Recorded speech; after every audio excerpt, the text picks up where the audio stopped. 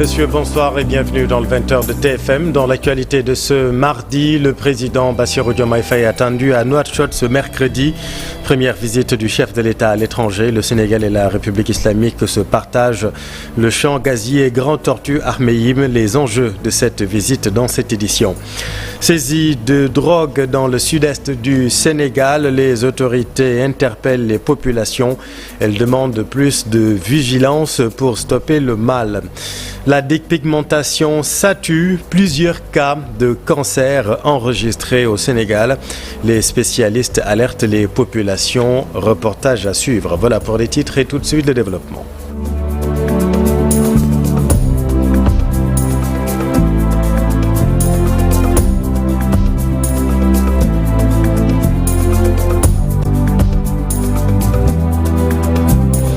À l'instar de son prédécesseur, le président Bassirou Diomaye Faye privilégie la politique de la proximité pour son premier déplacement à l'étranger. Le président Bassirou Diomaye Faye sera l'hôte de Mohamed Ould El Ghazouani ce mercredi à Nouakchott. Les enjeux d'une visite avec Ibrahim Khan. Pour son premier voyage officiel hors du pays, le chef de l'État surfe sur la vague de son prédécesseur. Alors que Macky Sall avait opté pour la Gambie, Bassirou Diomaye Faye, lui, a choisi la Mauritanie pour son premier déplacement en tant que président de la République du Sénégal. Un choix pas fortuit quand on sait les relations, surtout économiques, entre Dakar et Nouakchott.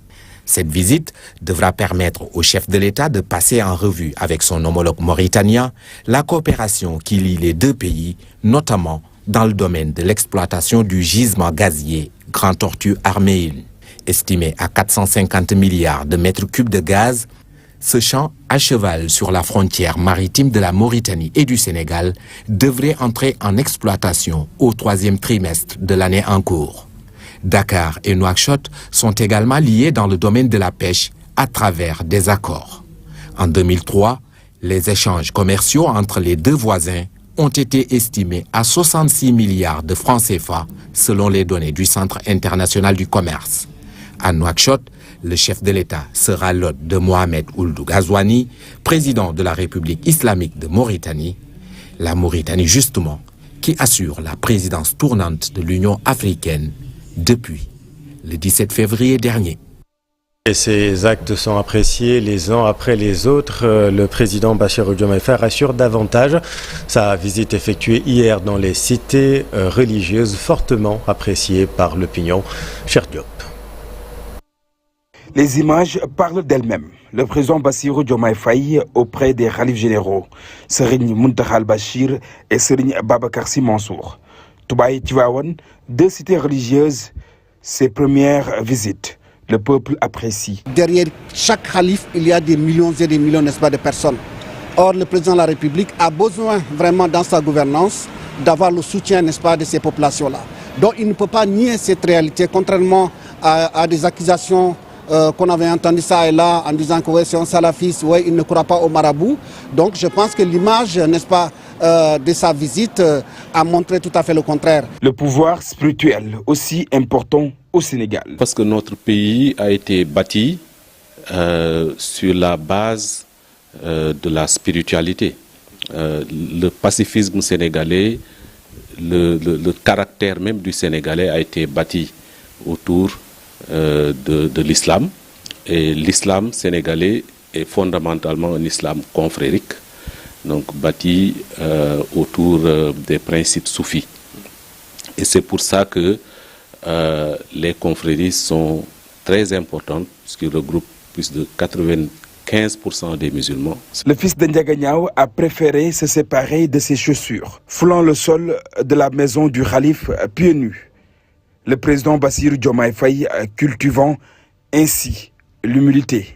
Ne pas avoir un bonnet sur la tête, ne pas avoir les chaussures aux pieds, le saluer comme les autres mourides le saluent, lui embrasser la main.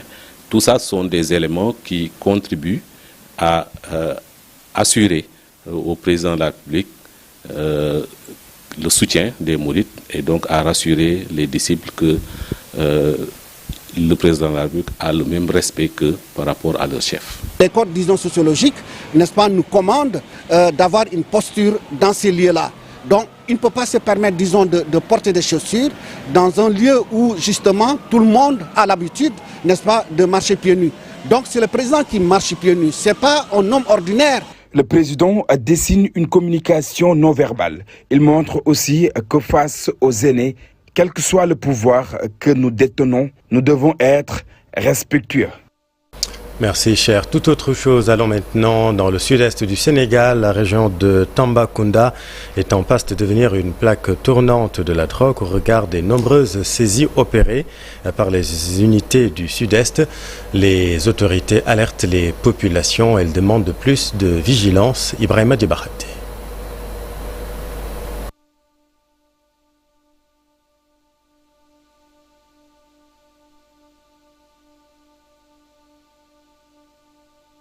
Au regard des nombreuses quantités de drogue saisies par les unités douanières du Sud-Est, la région de Tambacounda est en passe de devenir une véritable plaque tournante de la drogue. Donc 2 saisies records en presque 1 mois ou moins 2 mois à Kopentoum et à Kidira. Ce n'est que la face visible de l'iceberg. On ne peut pas aujourd'hui estimer le nombre, la quantité de drogue qui traversent nos frontières, de plus en plus très poreuses. Malgré les nombreuses initiatives prises par les autorités pour endiguer le mal, le phénomène reste entier. En effet, les trafiquants usent de plusieurs stratégies pour contourner le dispositif sécuritaire établi le long de la route nationale numéro 1 sur l'axe Tambacounda-Kidira. Les États sont en train de faire ce qu'ils peuvent, mais les narcotrafiquants sont en avance par rapport à nos États. C'est fort de tout cela que les autorités administratives invitent les populations à plus de collaboration avec les forces de défense et de sécurité. On appelle aux populations de la région de Tambacounda de se mobiliser et de renforcer la collaboration avec les agents de douane pour faciliter la lutte que ces agents mènent contre la fraude, contre les trafics illicites et contre la circulation de produits impropres à la consommation. Pour rappel, les éléments de la subdivision de Tambacounda avaient opéré une saisie de 92 kg de cocaïne le 31 mars dernier à Kopentoum et 1137,6 kg de cocaïne à Kidira le 12 avril courant pour une contre-valeur de 90 milliards 960 millions de francs CFA. Parlons maintenant du bras de fer qui oppose les agents du centre Talibou Dabo et leur directeur général. Les agents qui étaient cités par le directeur du centre d'avoir désacralisé le drapeau national ont tenu ce matin un rassemblement.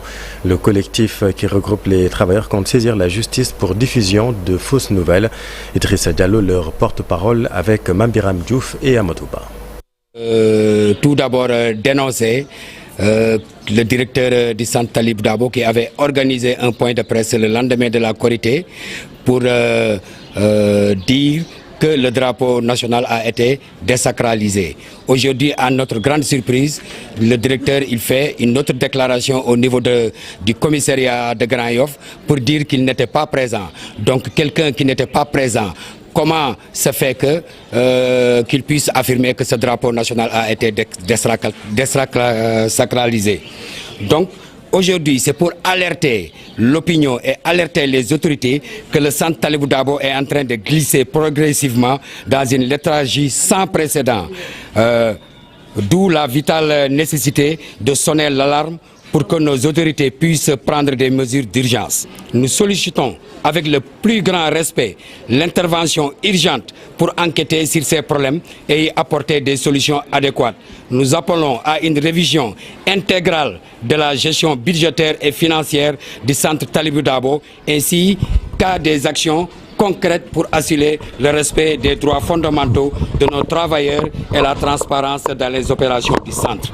Ce qui fait que nous demandons à ce que ce centre soit érigé en établissement public de santé non hospitalier pour qu'au moins qu'il y ait un conseil d'administration au niveau de ce centre, pour qu'au moins il y ait la transparence dans la gestion de ce centre. Un mois après l'incendie au marché de Tivaouane Peulh, les victimes sont toujours dans le désarroi à cause d'un manque de soutien de la part du maire de la commune et des autorités gouvernementales. Et depuis lors, ces commerçants peinent à avoir des clients dans ce marché. C'est un reportage de Aminata Ba et Ousmane Baldé. Quelques marchandises ornent les rayons de la cantine de Ibrahima Diallo. Ce commerçant établi au marché de Tivaouane Peulh avait perdu toute sa fortune estimée à plus de 3 millions de francs CFA suite à l'incendie qui s'est déclaré dans ce lieu de commerce il y a un mois. Nous sommes vraiment dans le désarroi depuis l'incendie. J'ai perdu 3 320 000 voire plus. Ce sont nos fournisseurs qui nous ont donné ces marchandises à crédit.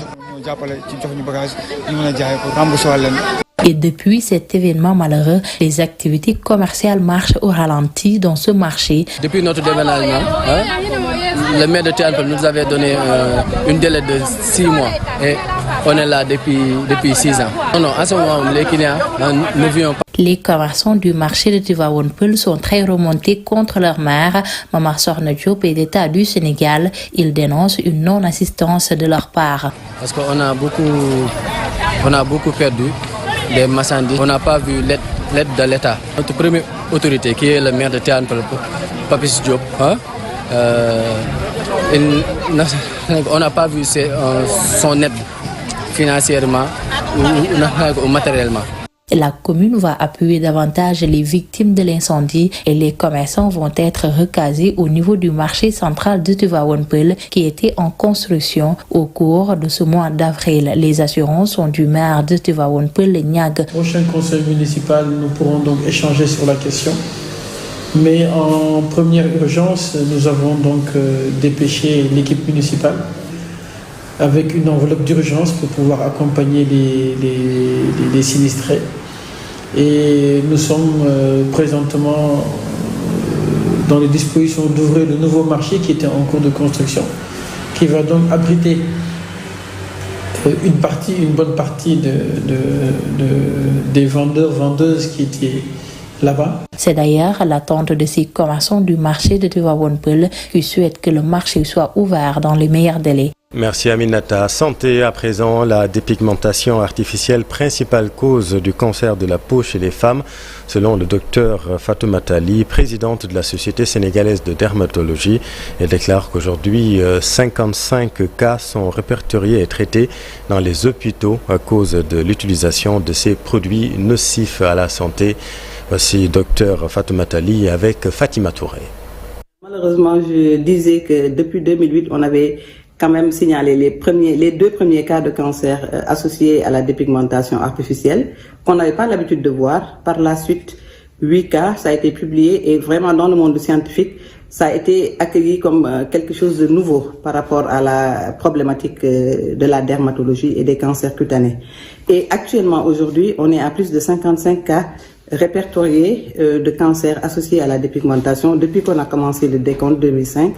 Et je disais qu'au cours de ces derniers mois, malheureusement, on a eu beaucoup de décès liés à ces cancers qui viennent, pour lesquels le diagnostic est tardif et à un stade évolué avec parfois des métastases. Et c'est ça le drame. Nous avions annoncé des prévalences jusqu'à 71% dans certains départements tels que le département de Pikine. D'où l'intérêt de la prévention, encore une fois. C'est-à-dire de consulter le plus précocement possible.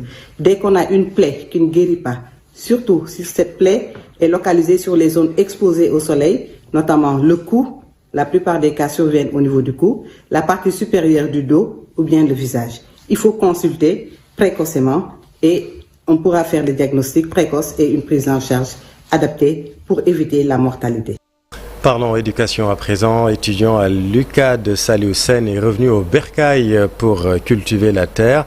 C'était au moment de la fermeture des universités. Pour ce fils de Silan, le temps perdu ne se rattrape jamais. Le travail de la terre ne lui a pas empêché de valider ses unités de valeur au département d'arabe de Cheikh Anta Diop.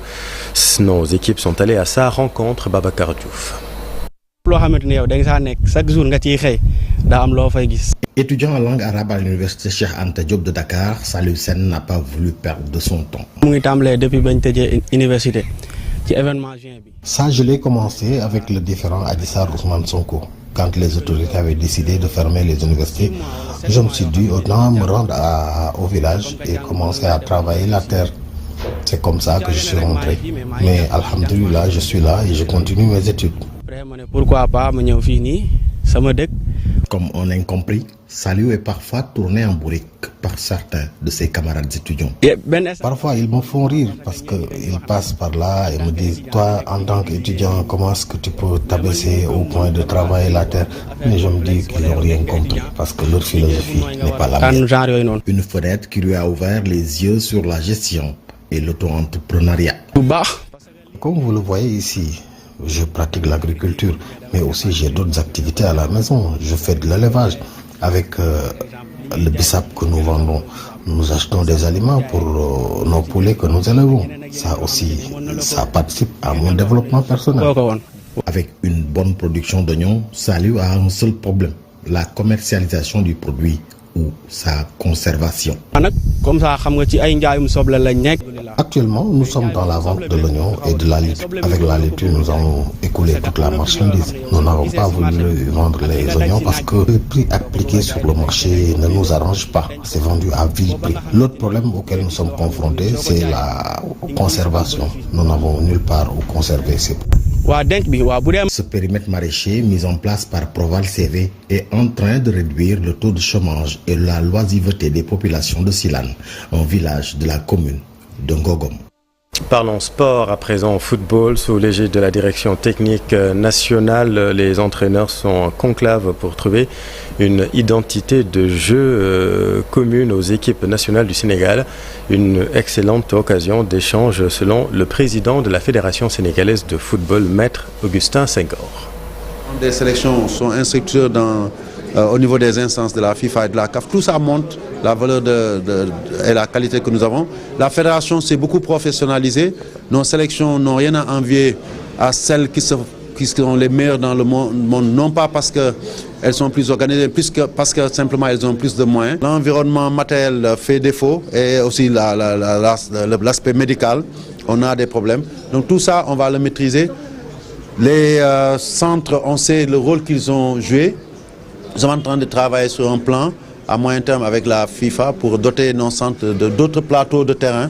Guéréo va entraîner peut-être d'ici l'année prochaine son terrain synthétique. De la même manière qu'on pense à construire un terrain de futsal, soit à Guéréo, soit à Toubab Dialaw. Donc tout ça, ce sera pour mettre nos entraîneurs dans les conditions optimales de performance. DTN, qu'il nous faut maintenant lancer définitivement le futsal au moment où la Coupe d'Afrique de futsal se joue. Nous avons pris l'engagement de faire en sorte que les staffs de futsal puissent commencer à compétir. D'abord, qu'on mette en place le championnat de futsal comme on l'a fait pour le beach soccer, mais aussi qu'aux prochaines compétitions internationales de futsal, le Sénégal puisse participer parce que nous en avons le potentiel. Et je pense aujourd'hui que le plus important dans cette rencontre-là, ce seront les conclusions qui seront tirées. Mais il faut enfoncer le clou pour rester, comme je l'ai dit, au sommet. Et je sais que le DTN et son équipe, les sélectionneurs en sont conscients et on fera tout pour qu'aux prochaines échéances, notre trophée puisse être gardé. Et en tout cas, que régulièrement, le Sénégal puisse être cité parmi les vainqueurs des différents tournois auxquels nous participerons en Afrique et dans le monde. C'est la fin de cette édition. Merci infiniment de l'avoir suivi. Je vous retrouve dans un tout petit instant pour Soir d'Info, la suite avec Ndongo Ndiaye, ancien basketteur, ancien conseiller sport du président Macky Sall. On va parler des signes de la rupture dans le secteur du sport. À tout de suite.